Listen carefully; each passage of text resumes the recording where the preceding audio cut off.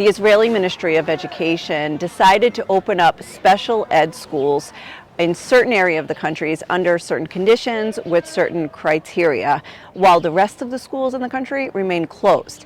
So why during a war was it so critical for them to go ahead and open special ed schools? It's a little bit counterintuitive if you think about it, to send like the most vulnerable and dependent children back to school during a war. So I came to one school in Jerusalem to speak with the principal and see how they decided to handle the situation. All right, so I'm here with Broria Amichai, and she's the principal of Feuerstein School, which is one of the special ed schools here in Jerusalem. But Broria, we're not actually at your school. Why is that? We don't have enough space in our shelter for all of our students. We have students that if we have alarm, they can't reach the shelter quickly enough. So a Gimnasia Ivrit school was very kind, and Iriyat Yerushalayim, to give us their place to be here. So we're staying here. All of our students can be inside the shelter during the whole day, and we have enough space here to do that. So that's why we're here.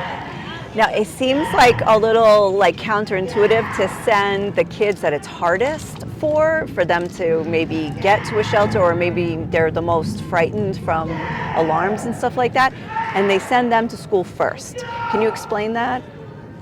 We know that it's very, very challenging for our students to, in a wartime, to live their lives. They need their yeah, we hear it now, right? Can. Oh my it's gosh. very hard for them. Most of them even refuse at home to get into the shelter. They need to have their schedule. They need to see their friends. They need to have their regular day-to-day life, the routine, and we're trying to do our best. You guys are amazing. We try to do our best to help them to do that. We know that it's really hard for the parents when they don't have schedule, and you stay all day at home. It's the first day we started, and all what they want to do is to sit together and talk and to be outside under the sky. Yeah. So that's what we're doing here today. You already had a siren with kids here. How'd that go? It was not easy. We had a siren today when we arrived here. So we had students on the way and also the staff. I don't think you're sorry. Some of them panicked, and it's not easy to know that our students on the way. But as soon as we got inside and we met everybody, we could see the smiles on their faces that when they met the staff and they met their friends, and it was easier. And we really hope it's not going to happen to us again. But we know that we have special needs students, but we know that they have a lot of strength. Mm-hmm. They know how to deal with all this crazy situation, and they have the strength inside, and we see that they're dealing with it in an amazing way. Mm-hmm. What are the challenges that you face as a staff in a situation like this? First of all, for the staff to come here, it's really complicated because they don't have schools for their kids. We leave our kids at home, and we hope when we come back that we don't have to, refurnish the house, but they stay with other people, and we come here because we love our students, but it's not easy. So this is the first of just how to come here and still take care of your family. And here, we know our students, we know who's going to panic, we know how to help them. We brought today morning, all the teachers came really early to take the things that we know that helps our students, that relax them, like stuff from class and pictures and symbols that they use, and luchot tikshoret and communication board. Yeah. And all the things we know that can help them. We build a really nice schedule of lessons. They can move a little bit, they can communicate one with another. So it's not easy for us. We still, when you have alarm? Yeah, a siren or alarm. A siren during a school day. We also sometimes afraid or get panicked, but when we know that we have that we have a responsibility to help someone else. It really helps us to calm down and to do our best and to feel meaningful and to feel like we're doing something really, really important and special.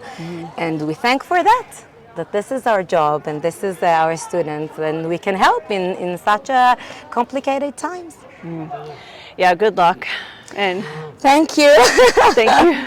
Thank you very much, Boria. I really hope we're gonna get back to school really soon. Yeah, to regular school. To regular Yeah. school. Yeah. I hope so. Yofi. All right, thank you. בכיף. I also came to check out Shalva, which is a center for children of all ages with special needs, and to see how they have reopened, who's coming, and what they're doing, and why it's important. All right, so I'm with Kalman Samuels, the founder and president of Shalva. So, Kalman, why is it so important to reopen special education programs during a war? Never has it been more important to have services for parents and siblings and, of course, the child. The child is always first priority. When people are not going out, you know, these missiles are coming in 5-6 times a day. You can't go out without hearing a siren and you'd rather stay home. And in terms of education, obviously the government has to be responsible, and they are, that you can't put them in harm's way. But yes, they have now opened up special ed before general education because they also understand that a typical kid with all the challenges can keep himself busy. A child with autism needs someone to help him or her. And that becomes a 24/7 activity, and the pressure that that child has at home can lead to screaming, can lead to crying, can lead to violence, can lead to anything. And when that child comes to Shalva, which means peace of mind, they become a different person. They become relaxed. There's space. There's people they know. And they are going to function well themselves.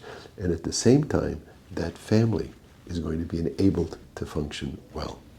So tell us about some of the specific challenges that kids with special needs might be facing during a war. Horrific challenges. Many, many children are impacted by pressure. Many children are not claustrophobic, but they don't like small, packed areas. When you go into if you live in an apartment and you have to go to a general safe room down below with many, many people, children who normally function well can start screaming, yelling, and not function altogether. When you take them, even in your own home, into a private safe room, if you have mommy and daddy and 3 other people in that room with that child, it's a typical small room. Again, you can have those kinds of reactions that when you don't have those limitations, the child functions well. So it's not only autism, it's all kinds of issues that come to the fore in not the nicest way when the child is forced to stay in a room. He can't go out. No, you got to wait. It takes 5 minutes, 10 minutes, 15, 20 minutes. So enormous problems are caused. What does it mean for a kid with special needs to have this atmosphere and this routine? Atmosphere and routine are the 2 key factors in caring for children with disabilities. The routine is critical. Children get up in the morning, and families tell me this all the time, that they get up and the first words they say is not mommy, it's Shalva, because they know that they go to school and it's wonderful, but here's where they come to life because it's activities, it's fun, it's social activities. Okay, I am with Liat Rahat, who is the head of the educational activities here at Shalva. You're also taking people that need like a shelter in an emergency. In addition to having the kids come back that are normally here, what about how many people are coming? What is the situation that they're coming for?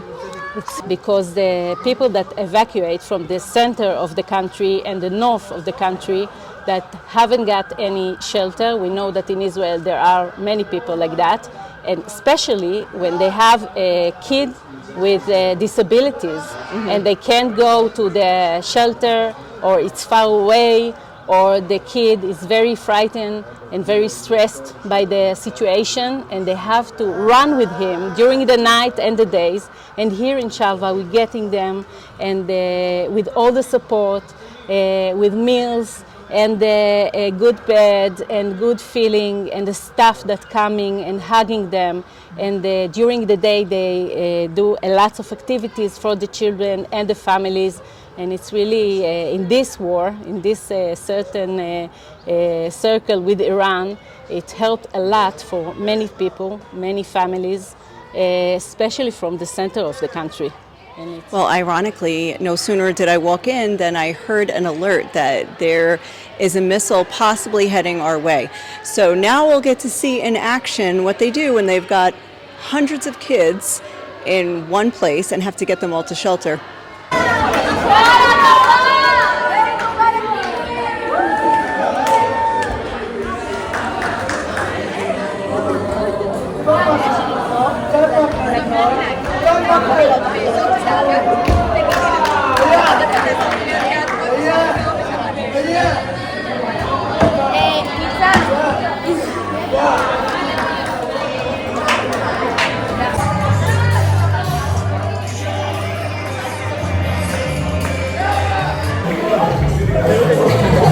Yeah, so that was more of a dance party than it was sheltering.